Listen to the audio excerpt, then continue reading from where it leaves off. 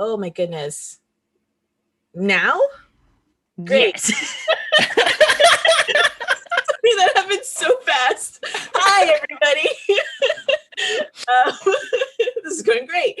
Hi, everybody. Welcome back to Table Takes. Yes, that's right. It's the second week of June, and it's a soggy, wet Friday morning here in the Pacific Northwest. But I hope where you are, it's bright and sunny as we're bringing you the latest of the tabletop news. Kapow, chapow. This is how we're gonna give it to you. Pew, pew, pew, right in your face, right in your face. I'm Isabella Von Gool, and I'll be hosting for today. I'm joined by my lovely rogues gallery of characters. I have a special guest, Javion, who maybe I shouldn't point to because that's not where they are on your screen. Who's joining us as well. Hi, Javion. It's so Hi. see you. It's so good to see you guys again. I love coming on the show. We've got Bonsai. We've got Emma. Maybe I should stop pointing to where I see them because it's not where you do that. It's so confusing. Just do this. Just do a big circle. There they are. Thank you guys for joining us again for another week. Let's start with Javian. Javian, what have you been up to? I heard that you've been traveling to some exotic locations. Yes, I'm all vaccinated. I am traveling all over the place now. I'm currently at the final end of my trip to Arkansas to visit a friend of mine. Exotic Arkansas. Yeah, it's awesome. I love it here. It's great. You won't believe this because you all are in the Pacific Northwest, but down here, apparently you can just call people and say, hey, do you want to play board games tonight? And they'll just be like, sure. And then they show up and they don't cancel or ask any more questions. They're just like, hey. This is shade. Just because we want to be organized. So you don't have to schedule it like 3 months in advance, and then on the actual day, everybody cancels and stays home in their little hovels. Apparently, they're all very neighborly. Am I wrong? And clarifying questions aren't important. We just like to hang out together down here. So I've been playing a lot of board games. I wasn't expecting to. Nice. Anything in particular that has struck in your fancy? Yeah, we played through Just One and they loved it. Just One, the game where you just guess words basically, but it's co-op, so that's fun. Yeah, they loved it, but they hated Quicks because Quicks is the dice game where you're like trying to get different numbers scratched off on a piece of paper, and I lost a bunch. I'll say that. Emma, what have you been up to? I've been working on a talk. I'm doing a talk for GDC, which is the Game Developers Conference this year. It's going to be digital. So I'm actually recording the talk later today, and then it's going to be played back during the conference, but I'm going to be there. So it's kind of a cool format, actually. They're not relying on everybody to like connect in real time and do like 100 speakers live, which I think is kind of smart. But I'm doing a talk about different types of play experiences, like we talked about before the show. Don't hate the player. If someone loves Monopoly, they're not wrong. If someone loves Battlestar Galactica, they're not wrong. If someone loves Just One, like everyone loves games and those loves are legitimate. So that's the kind of thing I'm talking about. Excited to do that. Also, Loki is back on. We're back in our Marvel MCU. We've been missing it it feels like years. It's been forever, but it's back now. If you haven't watched it, you should watch it because it's real good. Absolutely. We're going to talk more about that in a minute.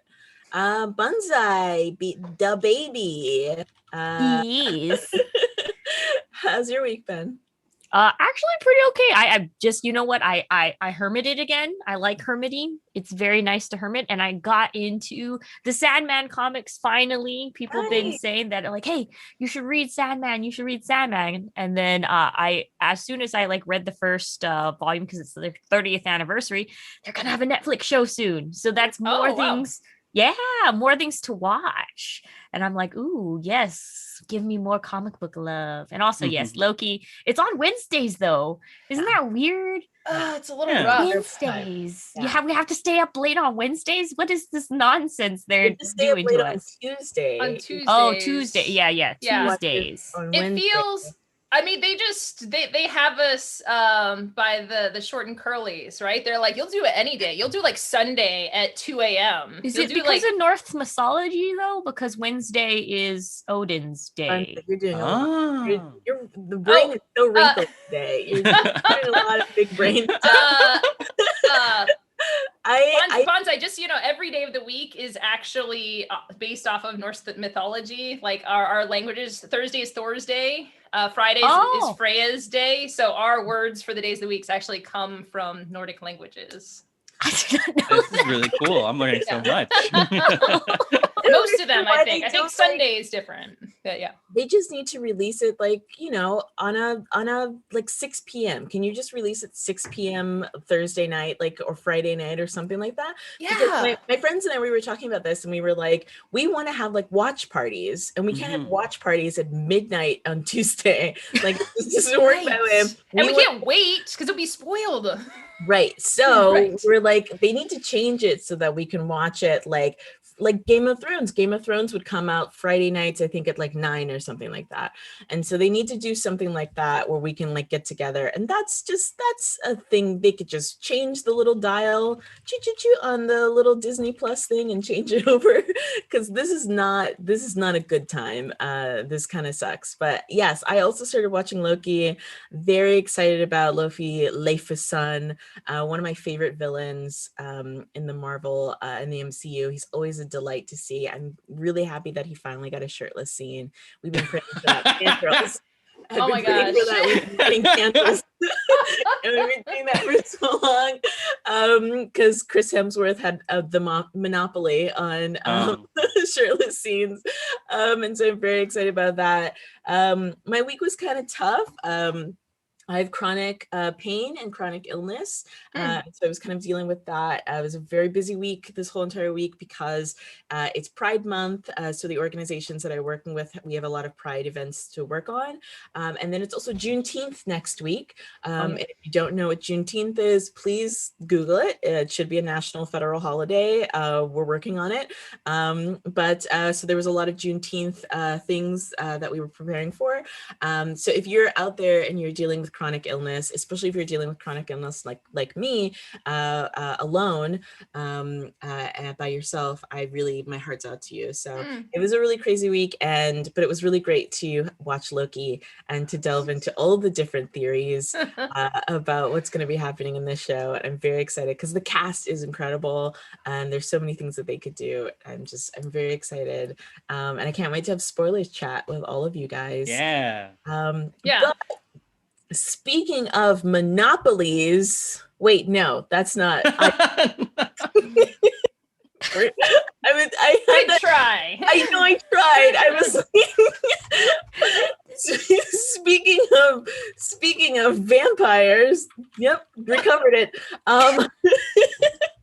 Vampires sucking all your energy. Yes. There is some new Vampire the Masquerade news. We switched this news because I was unjustifiably excited about this. Decided just to put this at the top. Or hype. My whole thing is I was really, really much more into Vampire the Masquerade than I was Dungeons and Dragons, and Vampire the Masquerade is finally sort of having this resurgence in culture right now. We've got new Vampire the Masquerade games coming out, new merchandise, new tie-ins. We've got a TV show that's in development, and now we have a video game that's also slated to come out as well. If you are like me and you're old and you're an old head and you remember playing the original Vampire the Masquerade video games that came out for PC and I believe PlayStation, and you remember the olden days, This, I think, is going to be an improvement on those things. It's not like the RPG. It's much more like the first and the second, I believe, video games as well, which is more of like a hack and slash, more like a point and slash kind of a system where it's like a point and click, but instead you can also like, you can engage with items, but then you can also like, hi-ya people and stuff like that. And so I'm really excited about this because, you know, we're back, baby, we're back. So Ubisoft, which I'm really excited for because Ubisoft is a great company. They are going to be making a new game set in the world of darkness, whole fantasy settings. It's not going to be like Bloodlines. Yeah, like I said. So there's not a lot of information that's coming out about what's in this new game or what the background is going to be. There's probably going to be a lot that's lifted from the games. Probably, I would guess that there's even going to be some stuff that's going to be lifted in line with the new kind of TV show that they're making, so that people can get a little bit more familiar with the IP and kind of bring it out similar to what they're doing for Dungeons and Dragons and for Magic the Gathering, is that they're trying to appeal to a more mass audience, and there's nothing wrong with that. That would be my guess. But yeah, so you can play, the details that we do know so far is that you can play one of 6 characters based on one of the clans. Each vampire comes with a special ability. Somebody put in here, like Overwatch. But Battle Royale. Yeah, it's a Battle Royale. I'm interested to know if it'll be like Overwatch with vampires. That would be very interesting. Wait, so is it or is it not you're all trying to be the first to suck each other's blood? Because there's guns and stuff, but really, like, are you not just trying to get in there and like suck someone's blood? That seems more thematic, right? Like you're like, I get your neck. No, I get your neck. I love that you think that's what vampires do all day long. Like, you almost got. I've seen Interview with a Vampire. I don't know.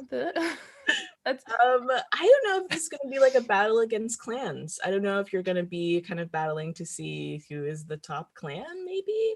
If there's going to be some sort of objective, or if it's just going to be a battle royale. There will definitely be blood.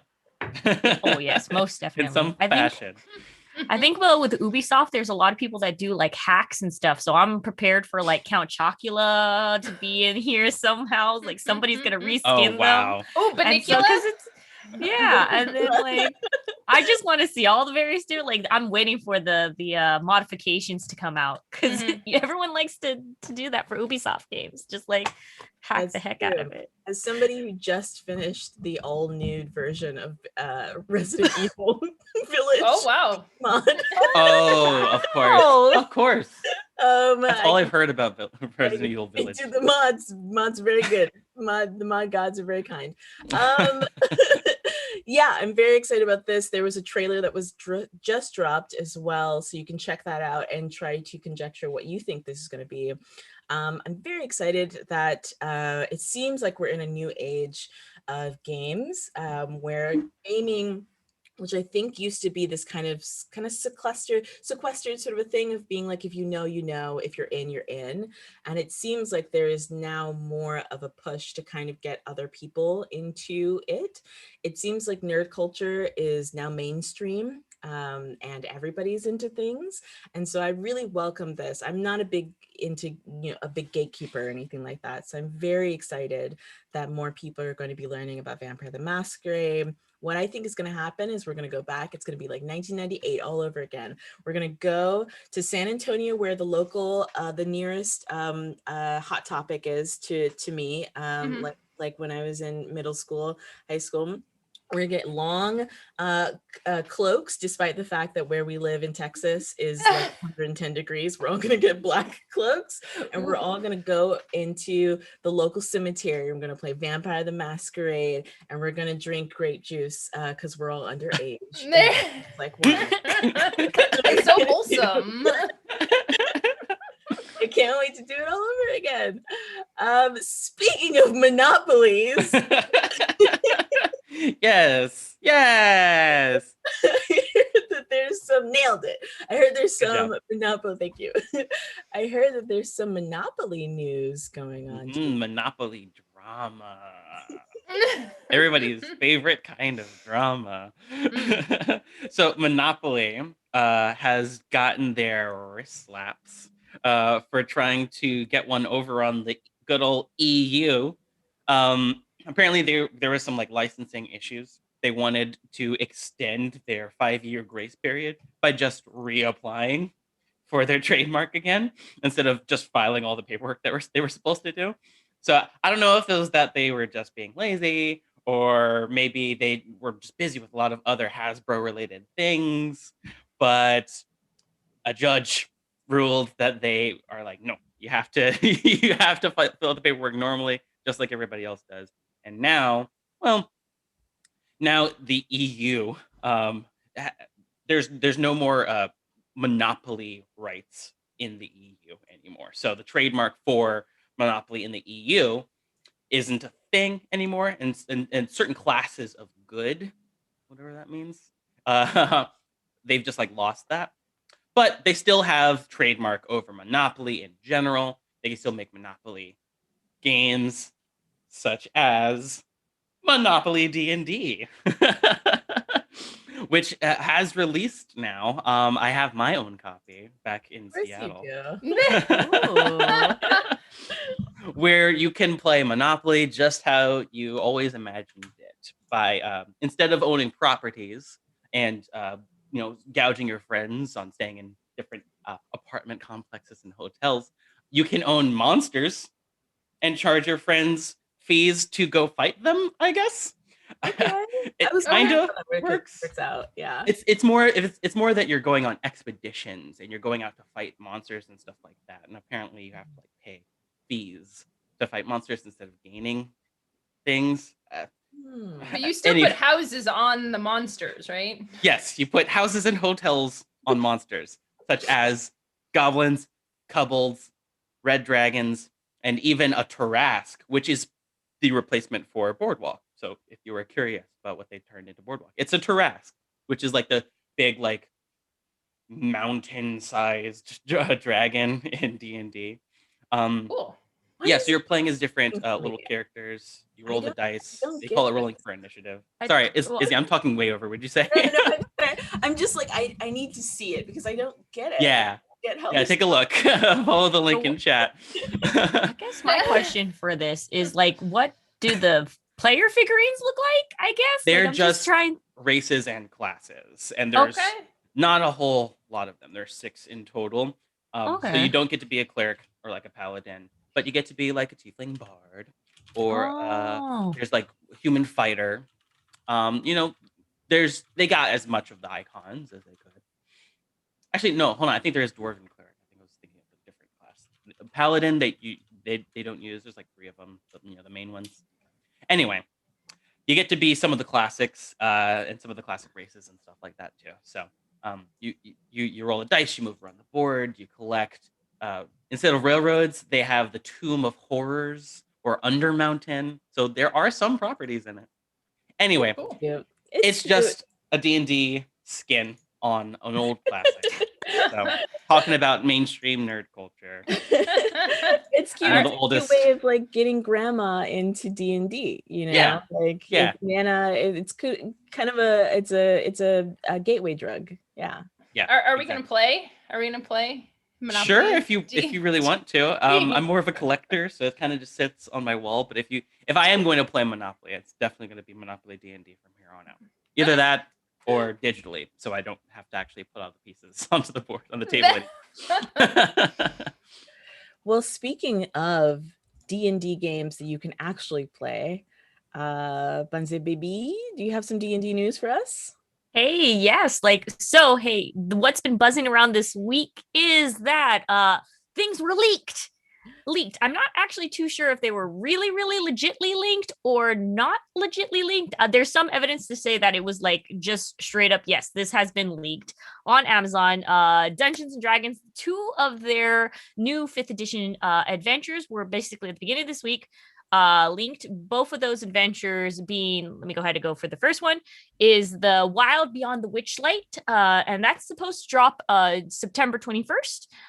Into the Feywild. This is actually a pretty quick turnaround for this particular one because they released all of the Unearthed Arcana during March, and apparently their turnaround is to release it in September, which is, I'm like, wow, that's a real quick turnaround. So if you guys don't know, it's a level, the Wild Beyond Witchlight is level 1 through 8 campaign. Basically, you loosely linked around the carnival domain of dread, like the Van Rich's Guide to Ravenloft kind of thing. This is like the world where the Fae is really, really like this carnival. The Fae Wild is very easy to fall into during this one.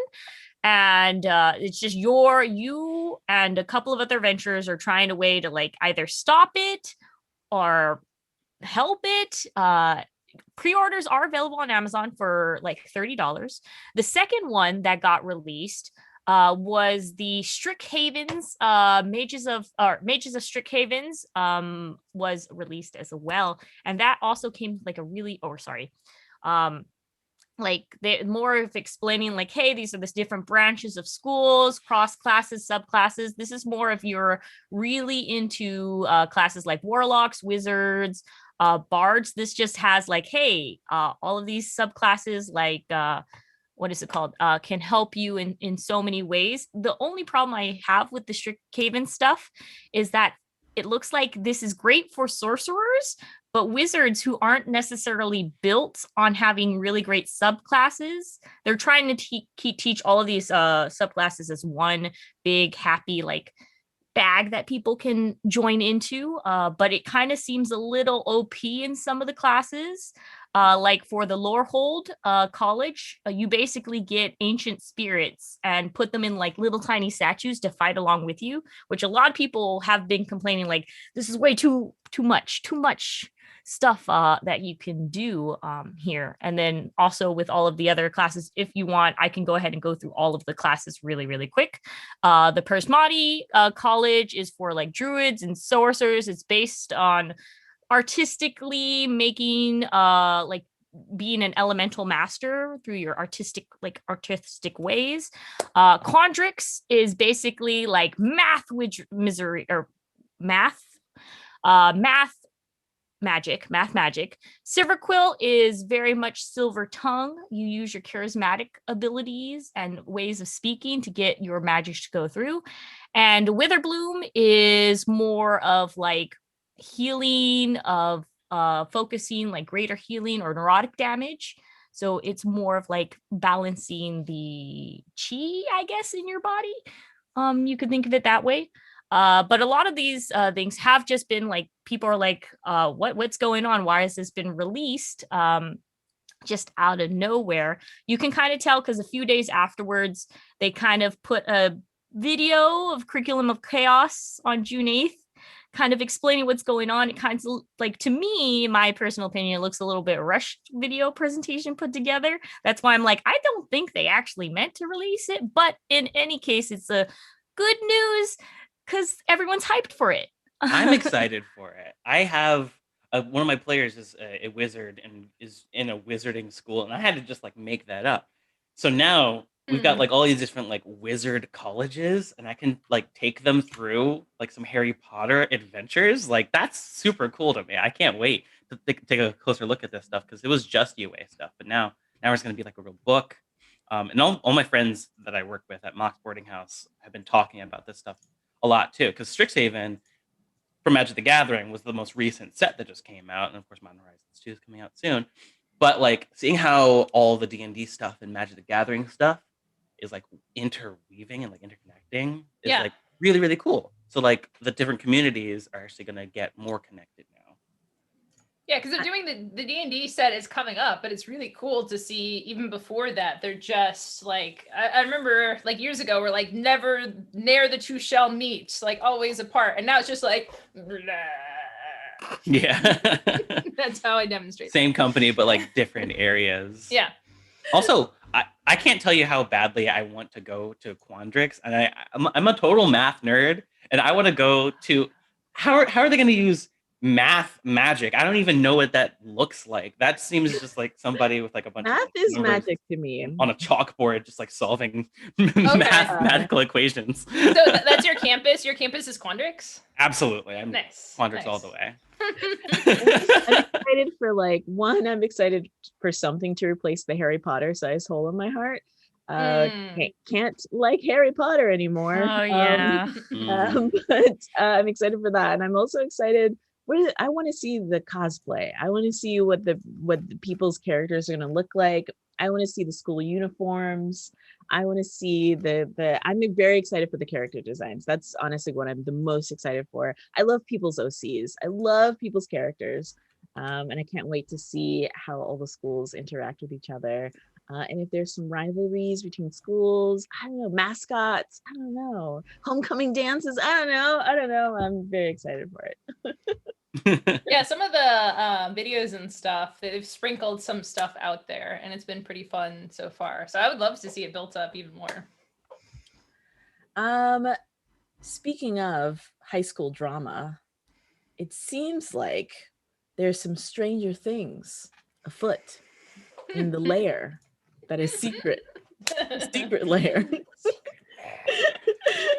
Emma, do you have some Stranger Things news? I'm killing it today. I'm crushing it. You're crushing it, nailing it. Stranger Things is, speaking of things coming to Magic and from Magic, Stranger Things is coming to Magic the Gathering in the form of a Secret Lair package. So we've talked about Secret Lair a lot here on the show because just really cool art and really cool themes, and they've had Secret Lairs that support good causes, so I think they're doing a lot of really cool stuff there. However, one of the previous sets before they had done things, they had Kaiju, Godzilla themed, they had Walking Dead Secret Lairs, and nerds get mad about stuff. I get mad about stuff. Specifically, when it refers to the Secret Lair, people were frustrated about having playable cards that were in these very limited time releases, and you have to pay usually at least $40 for the whole pack, even if you only want a single card, and there's no other way to get these cards unless you get them on the secondary market. So people got mad about this stuff. Most of the Secret Lair cards have been reprints and re-releases of cards with just like really cool alternate art, like the band poster ones that came out, the metal ones that came out were really cool. They had a Black is Magic set that came out with Teferi and different arts that was really amazing art on it. But those were all previously released cards that had new art. Some of the IP games, the IP sets were just completely new cards. So what they're doing for Stranger Things is more like with the Kaiju set, where they had alternates in the first release. So you had a Godzilla, and then you just had the Mecha Golem or the generic Magic the Gathering thing. So it sounds like what they're doing is they will put these cards into sets with different names, different art, or it's like the same name, but then like a subtitle name. So it's like, you'll still get exactly the same card sometime. Don't be mad. Also, it's for Commander. Like, I don't know. These cards are for Commander. I don't know why people get so upset about, it's not a competitive format, okay, yeah, sure. If you're going to win the world's standard championship for this, sure, whatever. Like tons of people are going to play this. But people do like their Commander cards, so this should be good news. Hopefully this will appease people. Also, people do have mixed feelings about putting IPs in Magic the Gathering. There's definitely still some tension. I mean, 10 years from now, we're going to have like Steven Universe cards. We're going to have She-Ra, He-Man cards. Magic is just going to be, there's going to be Pokemon cards in Magic. Okay. Like it's going to happen someday. But for right now, people are still like a little iffy about mixing in cards from IPs. I don't know.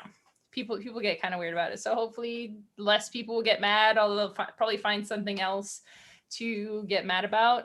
But yeah, if you're into Stranger Things, then get excited because you will have Magic cards themed in this universe. I'm really excited to see how exactly they do the art for this because they do their own art. It's not going to be like photo stills from the show, so the kind of the style that they go, is it going to be the characters? have you seen like the 80s style covers that they do for a lot of episodes? They do like this kind of 80s VHS cover style art for a lot of their stuff. So they might do that. I am so burnt out on Stranger Things.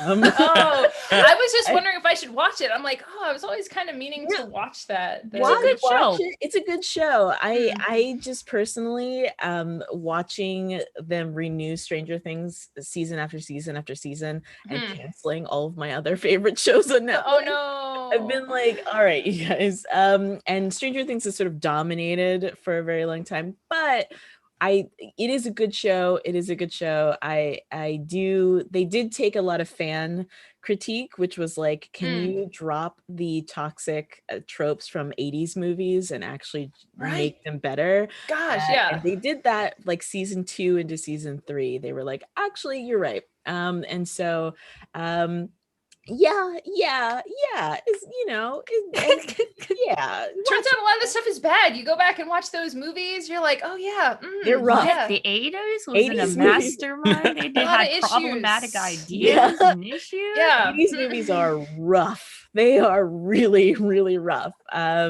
I had to figure out.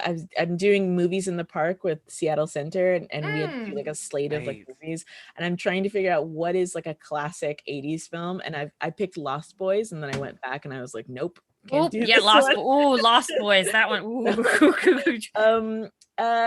Speaking of angry nerd fandom that the nerds could possibly be angry about. Javion, hi, beautiful cinnamon roll. Do you have some Dune news? I Dune. I don't know if you heard, but Dune's getting another movie. It's been in the works for quite some time. They've already made a board game designed on it called Dune Imperium. And they have an RPG that's updated based on the movie. And now they're starting a trilogy of games, the first of which is Dune House of Secrets. So, yeah. If you ever wanted to dive into some more Dune lore, this could be the game for you. It is a co-op, story-driven game where you're playing as characters who are caught in a fight between House Harkonnen and House Atreides. So you get the main characters of a lot of the people who are going to be in the movie that's coming out on October 1st. And you get to learn so much about the lore. You are running through a lot of secret missions. And the cool part, I think, is that it's going to have a lot of decision making. All the decisions are going to matter a whole lot. It's not going to be exactly like a choose your own adventure style board game, but it's going to be more towards something. Maybe you've heard of it. It's called Detective. They're reusing the engine from that game. We're not exactly sure what that means, but if you've played Detective, then you know that Detective is just like a mystery solving game where they implement a lot of different things, mainly cards. So you're going to get a lot of card drawing, card decks, and things like that. Decks of cards that are stacked in a certain way so that as you flip cards over, you skip the ones that you need to and you only see the ones that you do need to see, that kind of thing. So it's going to be pretty exciting. It's got a lot of unique characters that not a lot of people have gotten introduced to if you've played any of the board game stuff, or if you've played or just seen blurbs about it on the internet and things like that. It's going to give you a lot more interesting stuff to look at for the well, not just the Dune world, but the Dune movie that's coming out. So, like I said, the movie itself is going to come out on October 1st. Sorry, go ahead.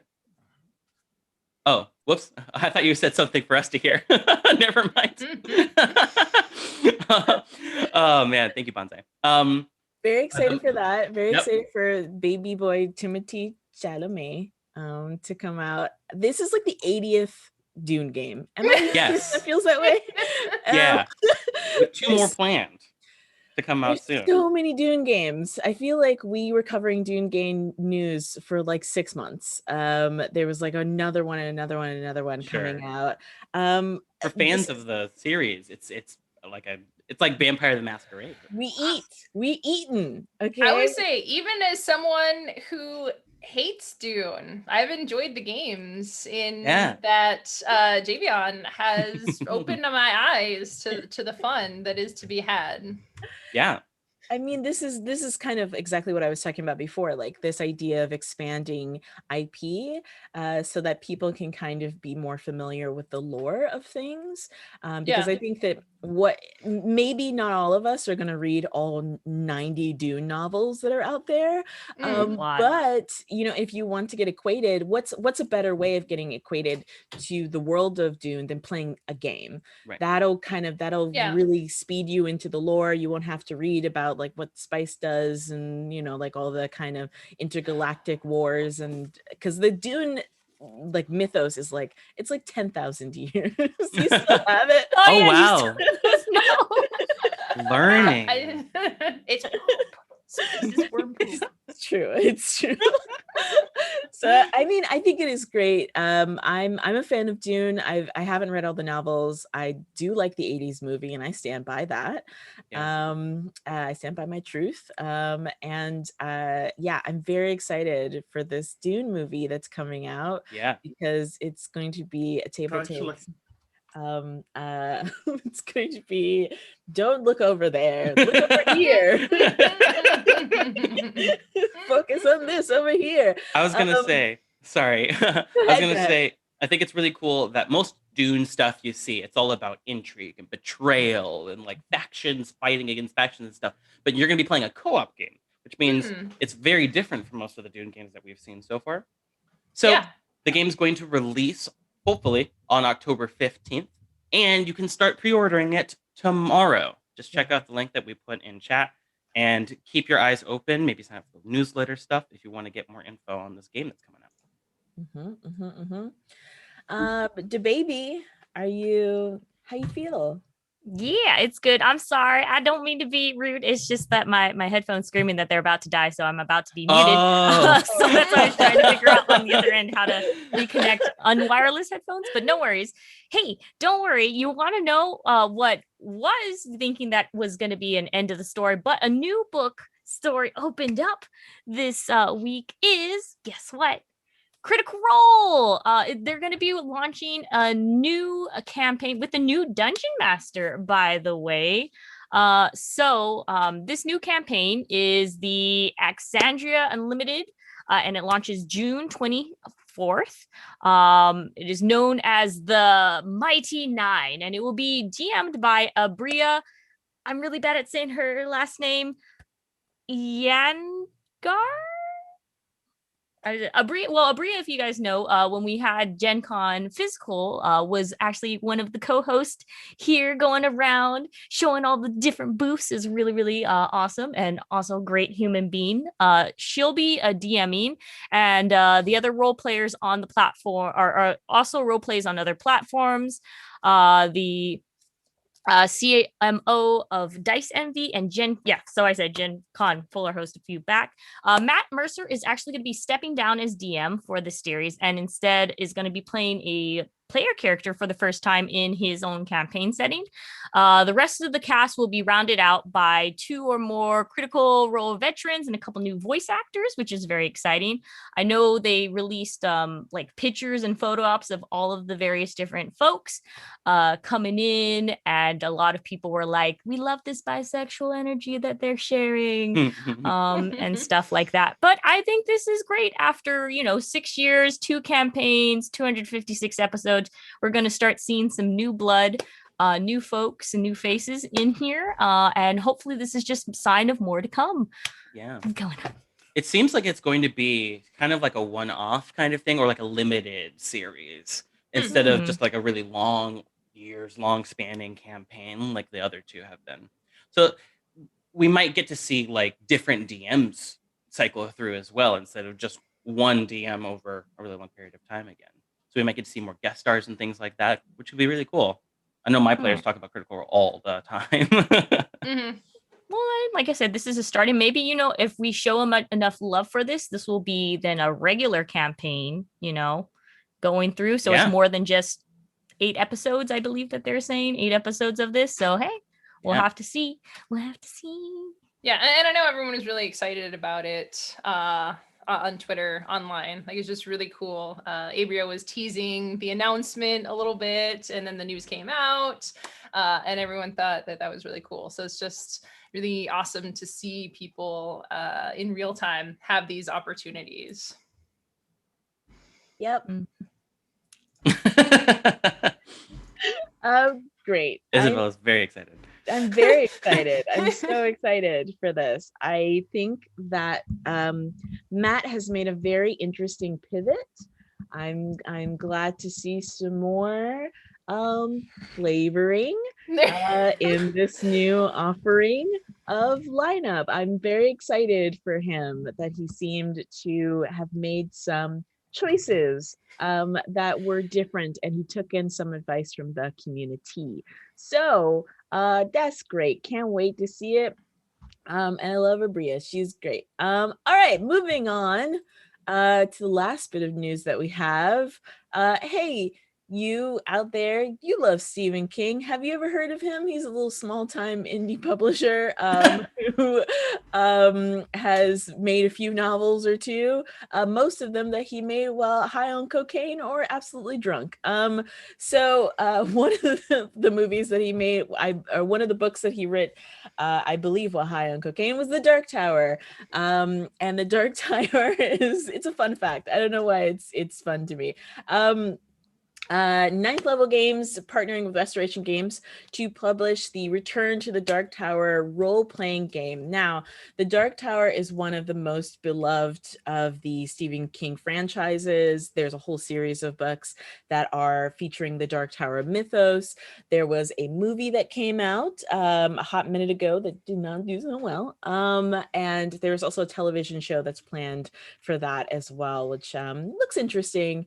And it looks like they're also doing more IP expansion, where they are doing now a game, which is also, like I said earlier, like 3 or 4 times, a really great way of acclimating people into the lore of the Dark Tower franchise. If you're like me and you don't want to read any more Stephen King, there's just, listen, okay? There are other horror writers out there, everybody. I'm so salty today. I don't know what's wrong with me. I'm so sorry. I need to drink some more water. Okay. We love it. We love it. You don't always have to be happy. It's okay not to be okay. Yeah. So the world is flavored with salt and vinegar. We like through you. Yes, let the hate consume you.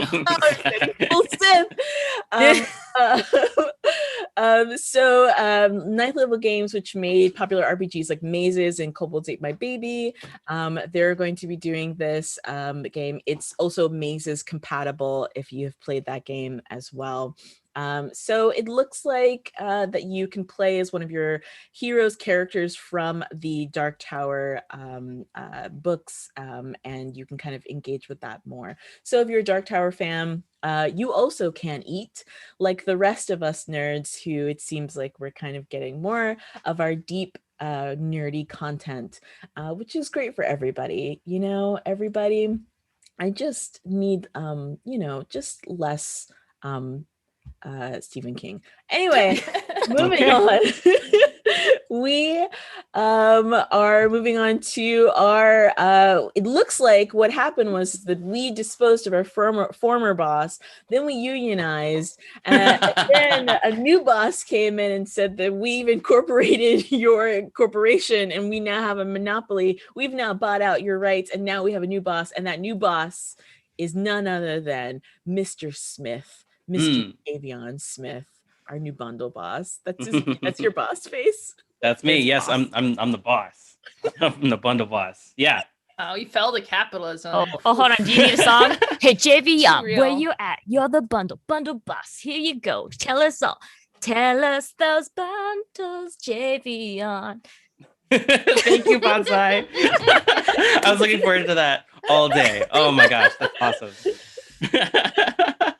Sweet. I'm really excited about the bundles that I get to talk about, but I want you guys to have plenty of time to talk about your Kickstarter stuff too, so I'm going to make it short and sweet.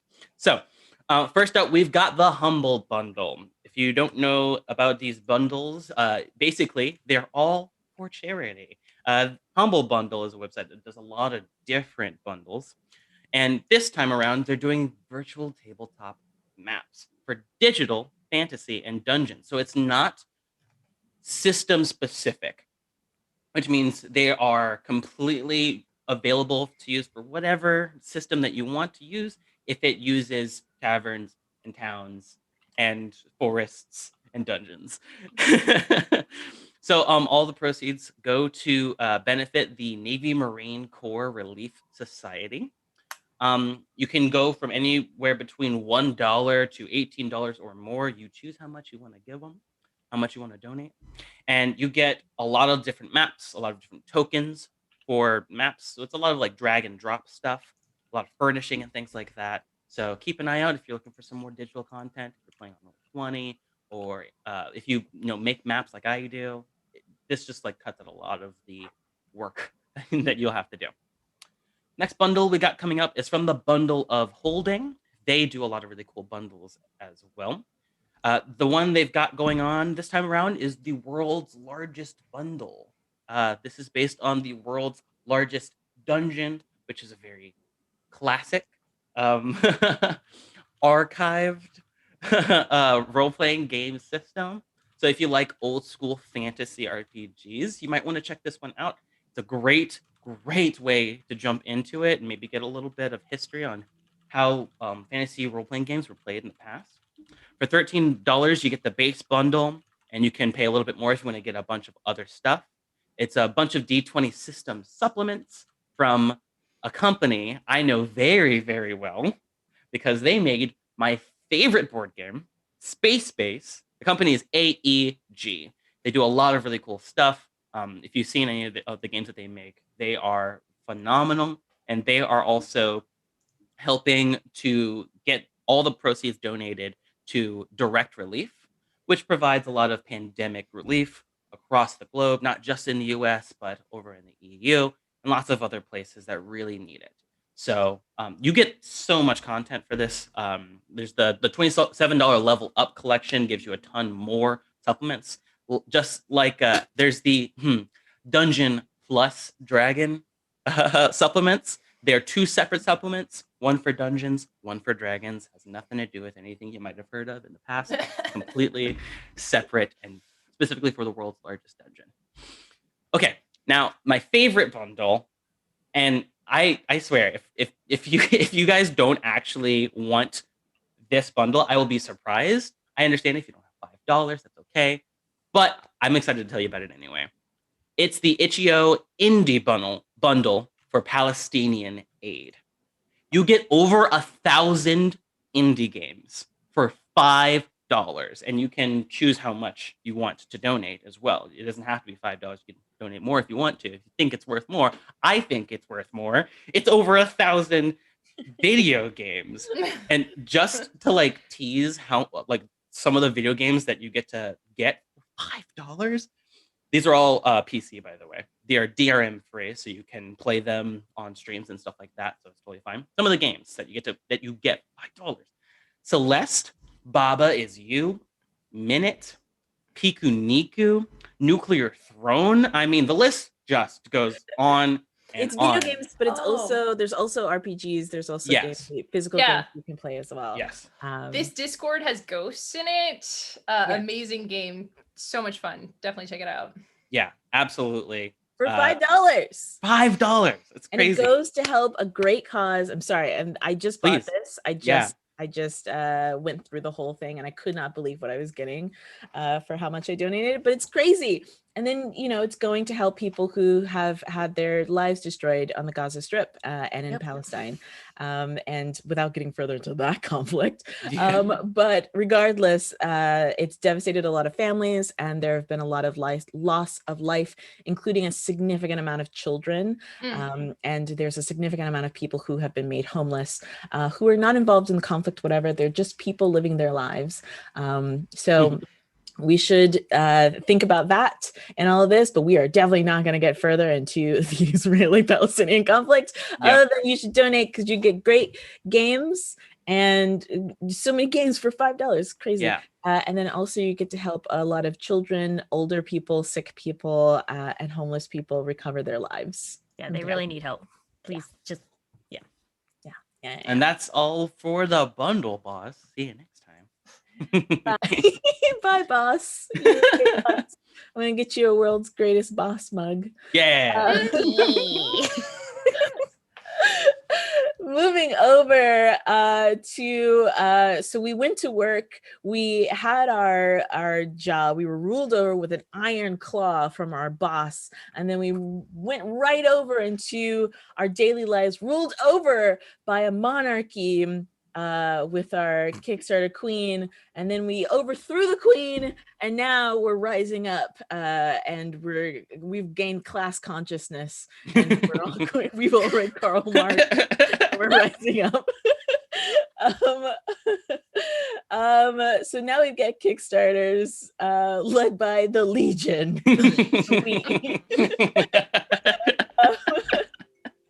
So for this Kickstarter, I've got some special ones.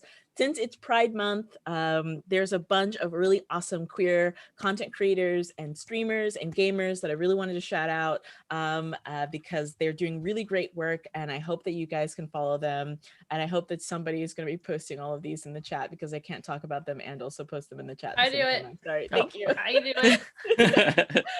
So the first ones I want to shout out are the Stream Queens, and this is a great group of drag queens who stream, I think, every single day, all day. You can kind of always go onto their team. They're a team of streamers. They're all really great people from all across the LGBTQIA++ spectrum. And they're also funny. A bunch of my friends are on this as well, and they're awesome to watch. And if you miss going to drag shows, like I miss going to drag shows, this has been a really great substitute for that as well. The next person I want to shout out is my friend London Bradshaw. London was actually featured on a Twitch billboard in Times Square last week for Pride, which I'm so proud of them. London and I have played, we've played Curse of Strahd together before, and it was so fun, and I cannot wait to do that again with them as well. We've got Raven Evermore, who is a Twitch streamer and content creator as well, and they do a lot of games, and they're really awesome with their creations as well. Follow them on Twitch, but you can also catch them on Twitter as well. We've got my friend Arseniki, who is another drag queen, local here to Seattle, local to the West Coast, and they do awesome games and different kinds of things. They play a lot with the Queens of Adventure, which is a D&D group that plays with drag queens and occasionally me, drag queens and me, where people would get together and play D&D, and I miss them so much, and I can't wait to do that all over again. Arseniki is so funny. I was on their stream last night. They were reviewing fashion shows from Fashion Week, and it was very funny. Anyway, Solangery is another friend of mine who streams on Twitch, and Solangery is a really funny, awesome performer. We have done burlesque together, and they are so beautiful and so talented. Please go check them out. And I also wanted to shout out that there is another queer game that is launching shortly. As soon as it goes up to launch, I'll mention this again, but it's Xeno Cultivars Stories of Queer Growth, which is a plant-themed speculative fiction anthology about queer growth. And this project is coming out soon. It hasn't launched yet, but if you look on Kickstarter, you can hit the little save button so that you'll get notified whenever you are ready, whenever the game is ready, or whenever it's ready, so that you know when it's ready, so that you can put that money down. Okay. So yeah, I'm gonna be checking out for more queer streamers, more queer content creators, and if you know of any that you really want to shout out, please tag me on Twitter. Please tag any of us on Twitter so that we can give them some love. Honestly, do not just think about this for Pride Month. Think about this all year round, because we want to give everybody, content creators, queer content creators, POC content content creators, trans, disabled, anybody. If you got anybody, please tag us on Twitter so that we can shout them out for that. And that's it for me. Who next? All right. Thank you so much, Isabel. That was an amazing list. I think I got all the links into chat if you all want to follow up on all that. Thank you. Up next, Book of Villainy, which just launched with 19 days left, ending Thursday, July 1st. You're a villain, but you're not very good at it, so write a book about it instead. I'm excited about this because it is going to the first publicly available game designed by Fertessa Elise, who kind of rocketed onto the board game design scene and all of a sudden has multiple games with publishers and is working with Funko Games as a designer or a producer. Just absolutely amazing stuff. There's also a great team of illustrators, graphic designers, and writers. Just the credits of this group of people is amazing.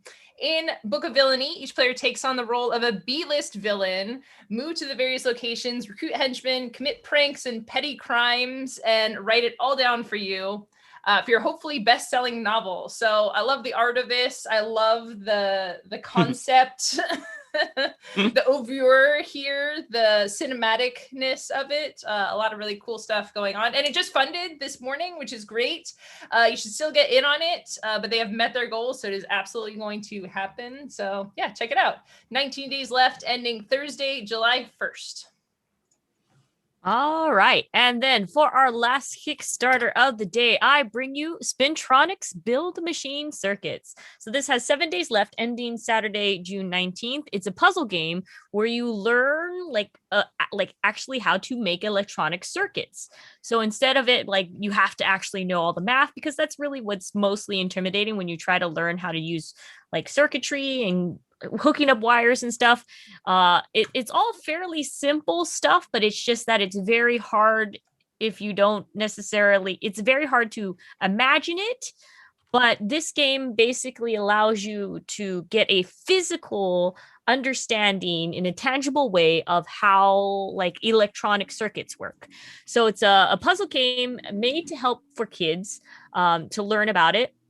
You got various different mechanical components, and each of them have their own like basically what it is supposed to be in the real, like this is how this particular electronic device works in there, just as a physical representation what that does.